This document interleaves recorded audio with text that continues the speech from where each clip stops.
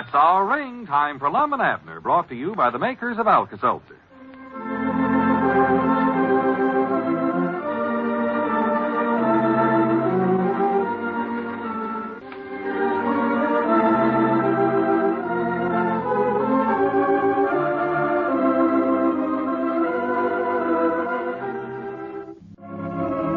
And now let's see what's going on down in Pine Ridge. Well, as we look in on the little community today, we find Cedric Weehunt running the Jot 'em Down store for Lum and Abner. He's answering the telephone. Listen. Hello? Hello. Jot 'em Down store, and I'm Cedric Weehunt.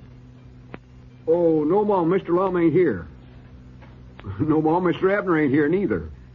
I'm watching the store for 'em. Oh, they went to the county seat to buy some junk for a restaurant that Mr. Lum's going to start up. Oh, yes, Mom, I can take your order, I think. All right.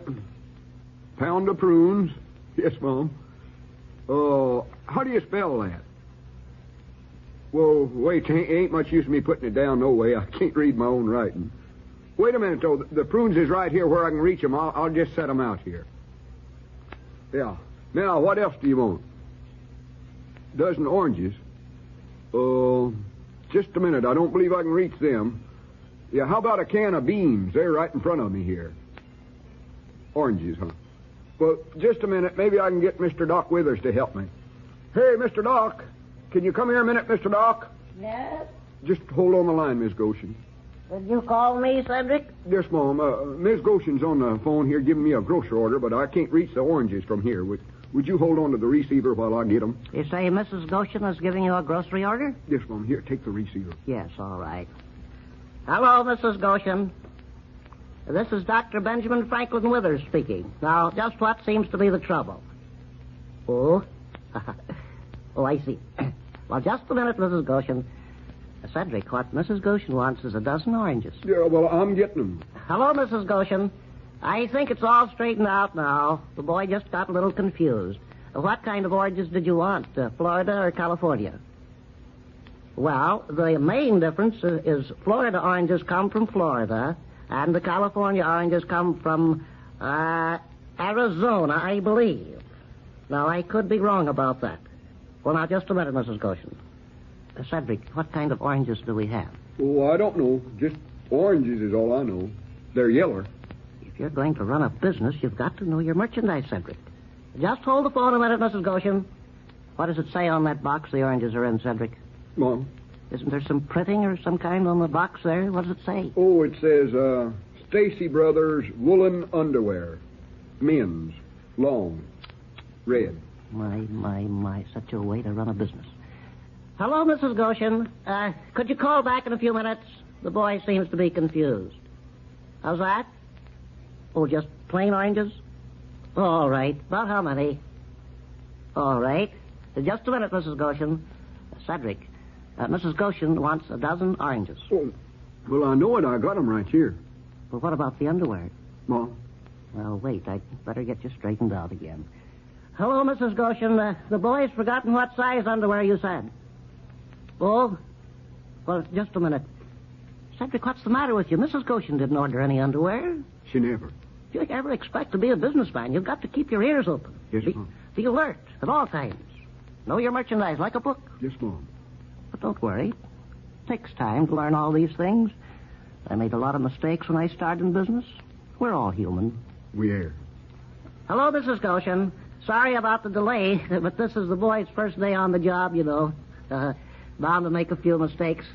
But don't worry. We'll send your underwear right out. Now, what size was that again? You don't want any? Well, it's your privilege to change your mind. Ask her if she still wants the prunes. How about some nice prunes, Mrs. Goshen?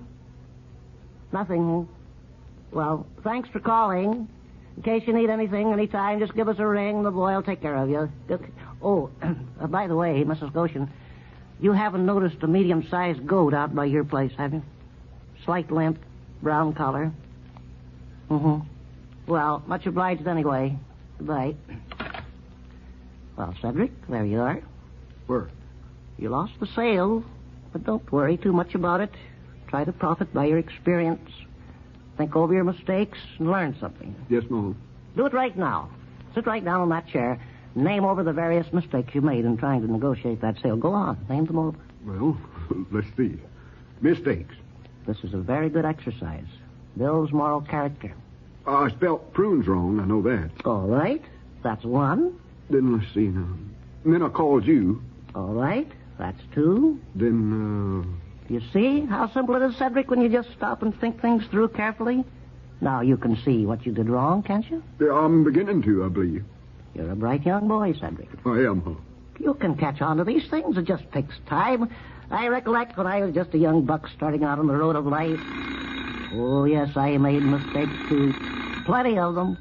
Takes time. Takes time. Excuse me, Mr. Doc. I think that's the store's ring again. All right, now go ahead and answer. Just lift the receiver right up and talk right into the phone. Keep calm. Like this? That's right. Hello, Jot 'em Down store. I'm Cedric Weehunt. Very good. You're learning. Who? Just takes time. Oh, yes, Mom. Just a minute. He's here.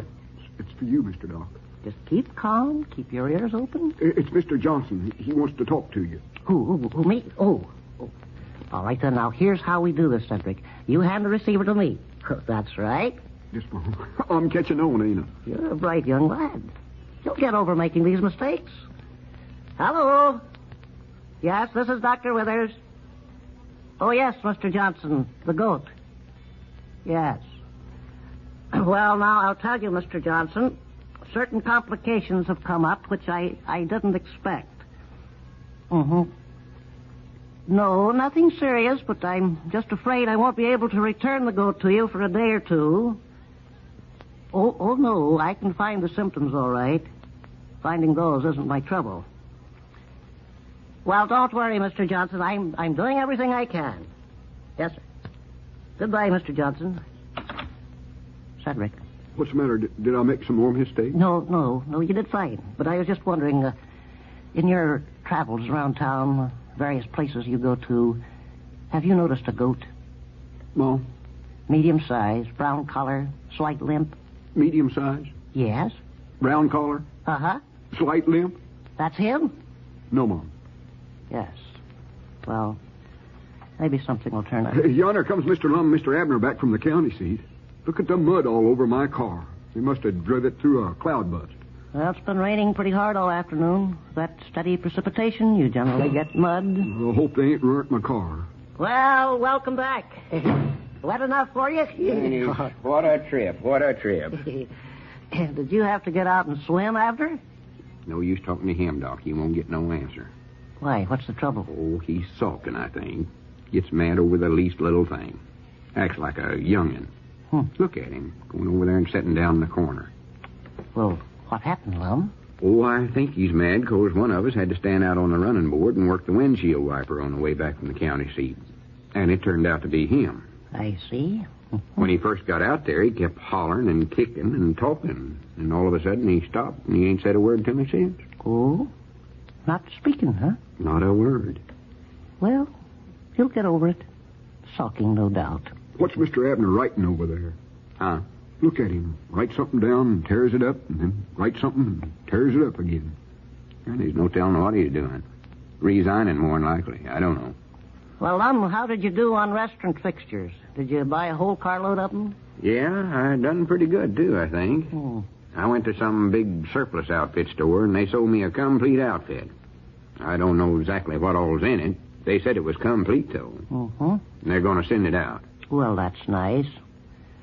Say, you didn't happen to see a goat along the road anywhere, did you? What'd you say, Doug? Hey, here comes Mr. Abner. He's holding out that piece of paper he's been writing on. Medium-sized, brown collar. Well, what is it, Abner? Dad, blame it, speak up. I'm getting sick and tired of the way you've been acting. What's eating you anyway? I think he wants you to read that paper, Lum. Oh, all right. Give it here. Sich huskin' shuckins. What does it say? It looks like Larry somebody wrote down here and then scratched out. And it says... Well, what are you pointing at, Abner? You mean read on the other side? Oh. Well, here it says... I can't spell what it is I've got, but whatever it is, I've plumb lost my voice. Why, he must have stood out in that rain till he's got laryngitis. Laryngitis? Well, for goodness sakes, Abner, why didn't you speak up and say so?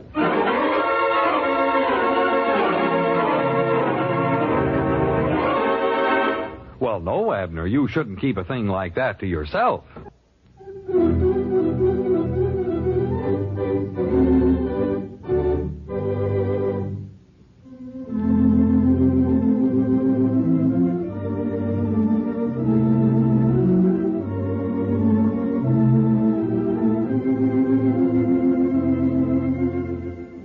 Listen again every weekday at this time for Lum and Abner Down in Pine Ridge, brought to you by the makers of Alka-Seltzer and One-A-Day brand vitamins. Gene Baker speaking.